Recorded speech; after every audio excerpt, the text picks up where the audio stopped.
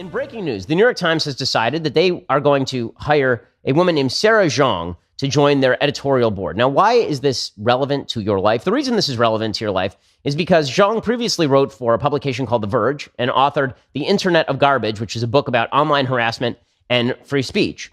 The problem for Sarah Jeong is that people actually went through her old tweets, and some of the things that she has tweeted in the past are not particularly great. She has tweeted things like this, quote, "Dumbass effing white people marking up the internet with their opinions like dogs pissing on fire hydrants." This is back in 2014. So not supremely long ago, but a few years ago. "Are white people genetically predisposed to burn faster in the sun, thus logically being only fit to live underground like groveling goblins? Hashtag cancel white people. Oh man, it's kind of sick how much joy I get out of being cruel to old white men.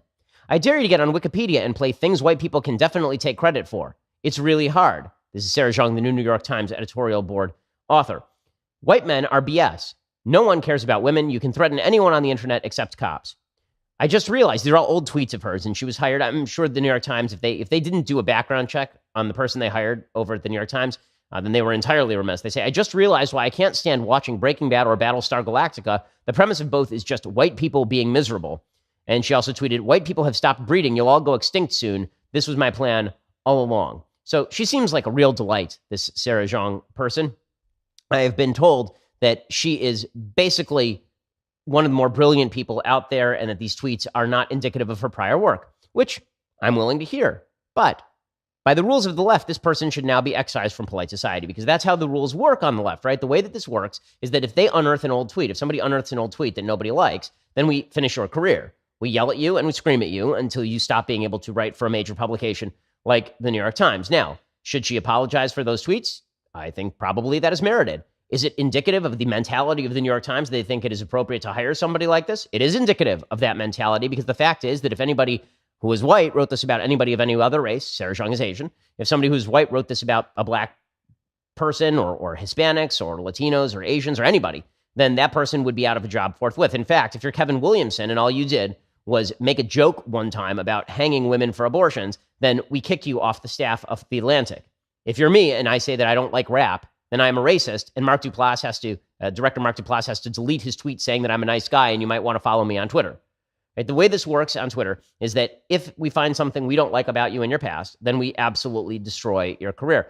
Again, it is indicative of the New York Times' belief system that they are pretty much fine with going after, with their columnists saying stuff like this. Because again, if this were anybody on the other side of the aisle, you can bet money that it would not go as easy on that person. Now, will the New York Times back down and fire this lady? I doubt it. I think the New York Times will probably maintain. I hope the New York Times does maintain. I think it is good to have a plethora of voices. I prefer more speech rather than less speech. I think it's also your decision whether you wish to subscribe to a newspaper like the New York Times.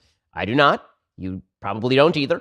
But if you do wish to subscribe, then maybe you want to give that a second thought. That is your prerogative as well. But it is, again, telling that the same folks on the left who suggest that you are out of the realm of polite discourse so long as they deem it so are perfectly willing to welcome into the realm of polite discourse people like Sarah Jeong, who I assume is not even remotely as bad as people like Al Sharpton, who has been legitimately a race-baiting piece of human debris for decades now. So again, this is pretty telling about exactly how the left operates when it comes to the opinions they seek to protect.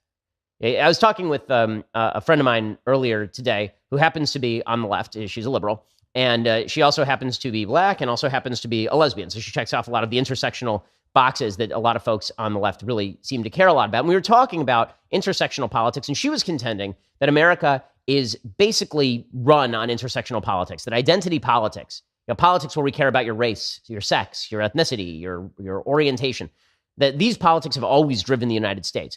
And what I was arguing is one of the problems that we're seeing right now is that if you look at the history of the United States in terms of how intersectional politics has worked, race politics, identity politics, it is fair to say that racial and identity politics have declined markedly since, for example, the 1960s. That if you were to create a scale of 1 to 100 of identity politics, what you would probably say is that at the very beginning of the Republic, identity politics, it was at 100 because there were actually black slaves and people arguing that black people ought to be slaves. It's about as racist as it could possibly be. Then after the Civil War, it drops to about a 70 on the scale of 100 because black people are no longer slaves, but we are going to suggest that they are inferior if you are the dominant American society, and you're going to excise Asians and you're going to excise Latinos and all the rest of it. And then over the course of the next 100 years, it drops to perhaps 60, all the way up to the end of Jim Crow. And then it plummets precipitously to the point that when I was growing up, and I'm 34 years old, when I was growing up, the worst thing you could call somebody in America was not a racial slur, it was a racist. If you want to destroy somebody's life, if you want to make them feel awful, you call them a racist. Racist became the slur du jour because everybody understood that racism was a bad. Like the idea of talking to people my age and saying to them that certain people are genetically inferior because of the color of their skin, it doesn't even compute. It doesn't make any sense to people who are below the age of 40 in the United States because we've grown up in the post-Jim Crow era and we find all of that stuff abhorrent. So intersectionality took a nosedive. But now intersectionality is recovering because the argument the left has made is that America was historically based on the notion of white supremacy. It was historically based on racism from white people. And now intersectional groups must have their revenge. Now we have to have a reverse identity politics where whatever you say about white people is totally okay. We never had our chance in the sun. Right? Racism can only come from dominant groups. It can't come from put upon minority groups. This is an argument that's made by a lot of folks on the left. A really serious argument made by a lot of folks on the left that if you see Sarah Jeong, an Asian, saying racist things about white people, it's not actually racist because Sarah Jeong is an Asian, and Asians have historically been put upon in the United States, even though Asian households have the highest household earning capacity of any households in the United States. White Americans, for example, earn 76 cents on every dollar that Asians earn in the United States if you just average out the salaries. But the intersectional idea goes that if you're Asian, you're a member of a minority group. Therefore, if you are racist toward a white person, it's not actual racism. And white people are saying, wait a second, racism is racism. Now, listen, I understand that virtually all politics is reactionary. I understand that we all react to one another and that there's a desire for turnabout as fair play. But if you want to get to a society that actually means something, then we all ought to be stumping against this sort of bigotry, no matter the source. The problem is that folks on the left have decided that white bigotry is bad, which is true, but they've decided that non-white bigotry is totally okay because it is non-white bigotry, therefore it is not bigotry because non-white people cannot be bigots. That's a very bad thing, and it's contributing to a sense of destruction in America's politics.